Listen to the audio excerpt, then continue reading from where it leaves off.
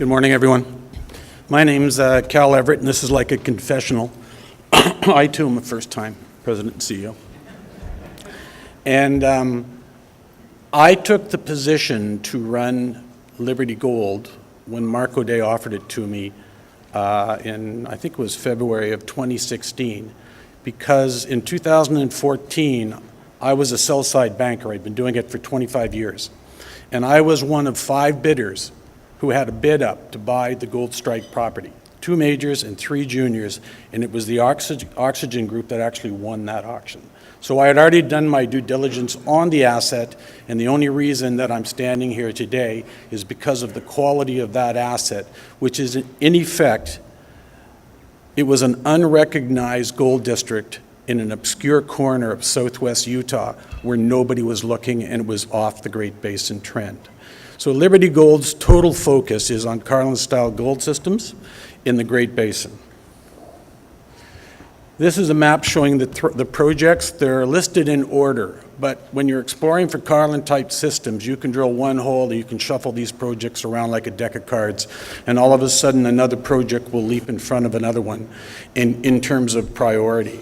So the Gold Strike project, we control 100%. Black Pine, we control 100%.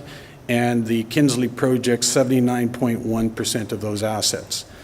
All of them tick the same box: metallurgy, metallurgy, metallurgy. They're all past producing, heap leached, oxide, Carlin-style gold system. So the most important box is the metallurgy. They all have proof of production. They all came with huge databases. The 3 projects collectively had over 4,500 historical drill holes in them that Liberty Gold did not have to pay for. Those were on somebody else's balance sheet. No environmental liabilities came with these projects, but they all had scale. And when you see these numbers, 22 square kilometer drill target, 12 square kilometer drill target, 10 square kilometer drill target, those are drill hole defined. So when Liberty Gold originally picked up the Gold Strike project, it took 18 months of due diligence and relogging over 1,519 drill holes and reconstructing that project from day one before the first drill hole was done. And as it stands of today, we've drilled 467 drill holes into this project. Last year, we drilled approximately 300 holes, and we did not go to the market and finance once.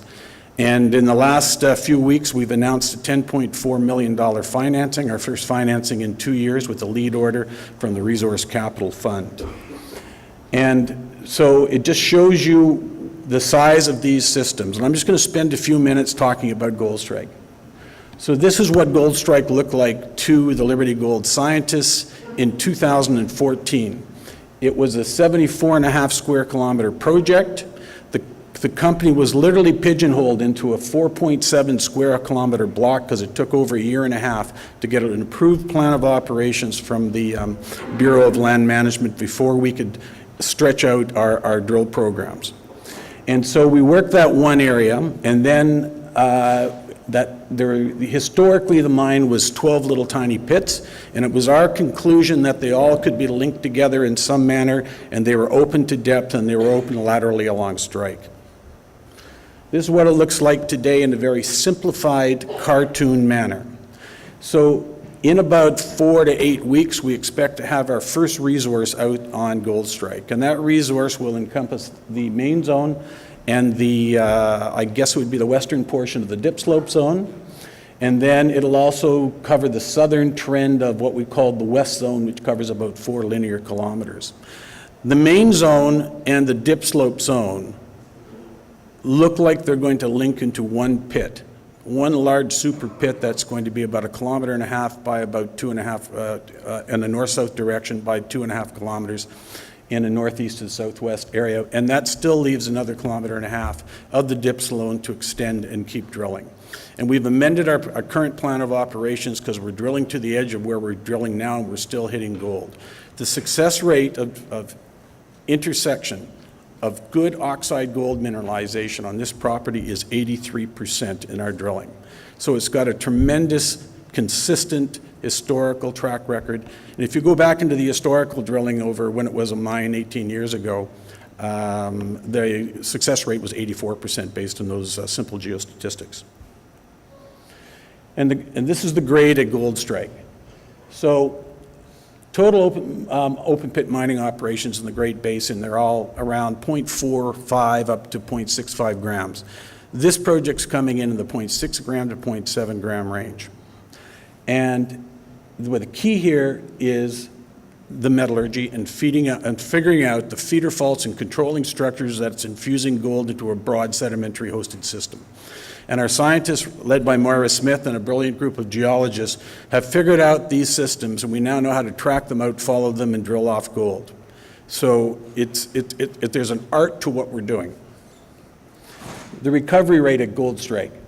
We've done 20 column tests, and the metallurgy is great. And the historical record showed a 75 to 78% recovery as 2-inch crush and run-of-mine material from all of those 12 pits averaged together. So in the metallurgical recoveries, we get 81% of our theoretical cash flow in 8 days. So the money's going to pour out of these rocks. And the question is, how big is it? And in our modeling, and as we drill this out, we're targeting this project as well as Black Pine in Idaho to be a minimum 100,000 ounce oxide gold producer over a life of mine, we hope over in excess of 10 years. Scale at Gold Strike, it's got size. The 22 square kilometers is not an exaggeration whatsoever, and we just keep building ounces as we drill. So when you go this year, the deliverables at Gold Strike are really quite simple. A resource in approximately 1 to 2 months, to be followed by our first PEA, drilling to start on or about March 1st, a second round of metallurgical testing, upgraded resource estimates, and then after that we walk into, and we can continue to drill it right through to mid-December, and then we will start adding in by doing a little bit of work on Black Pine until we get our plan of operations approved there. This is Black Pine. We purchased this project for about $1 million in 2016. And when I joined the company, I think we had something like 10 million Canadian in the treasury. I asked Moira Smith, I said, is there anything you want? We've got some money. She says, I want Black Pine. So it took 48 hours to get a deal done to purchase 100% of this project. And what they wanted for the project was $750,000 US, and I bought it for approximately $1 million US, and gave the vendors a 0.5% NSR to retire their debt on a failed mining operation that they had in Utah. If you find an asset in this business that you love and it's got scale and it meets all of your target hurdles, you pay up for those assets, because there's a lot of money in this room that would pay over it if they could figure it out. You have to move quick if you're going to go out and buy an asset. Best advice I'll give you, and anybody in this room, I don't care what deposit it is. If you like it, don't screw around for nickels and dimes. Pay up and get that asset, because there's too much competition in this building all looking for the same thing. And so it's a data-rich environment. And you can see the number of drill holes we had, the size of the soil anomalies, and we drilled 13 reverse circulation drill holes late last year just to test our compilation model at Black Pine. So we released the first couple of holes about a week or so ago. And the geological model was this deposit had never been drilled deep enough. So we went underneath of the old historical mines and we hit 77 meters of extra gold at 1.49 grams gold per ton, and it was 92.1% cyanide soluble. It proved the theory that this project, which has only been drilled to 300 feet, needed to go plus 600 feet depth, and it needed a hell of a lot of drilling to justify a target of this size. And when you look down in the valley in the far distance, that's the dried up portion of the Great Salt Lake. So none of the drainages on this project in Idaho go near a fish-bearing stream, right? It's blessed to be in a location where it is. It's not contained environmentally, and there's tons of water in the area. This is a painting called Jump In by Jackson Pollock. And I'm an art fan. Jackson Pollock died when I was 1 year old. In 1956, and he painted 365 masterpieces in his career before he died. That painting today is worth about 200 million US, okay? And just how that painting is put together as a work of art is how all the scientific groups and the oxygen group of companies work, and how they think when they deconstruct an old mining operation and put it out. And this is what 7 months' worth of work by 2 scientists on black pine did. That's what black pine is. It's a piece of art. And that is the submitted now plan of operation. It doesn't mean squat to a lot of the people in this room, but that is 12 square kilometers of open pits, rock geochemistry, deconstructed mines taken back before the first ton was ever put on a heap leach pad. It's got the soil numbers, it's got the geophysics, it's got everything.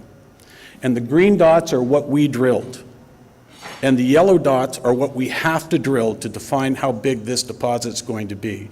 And there's 350 drill sites where we can drill multiple drill holes from. And that is what you do after you do proper data management. And this is the board of directors when I was wearing black and was really thin. So that's it, and thank you so much.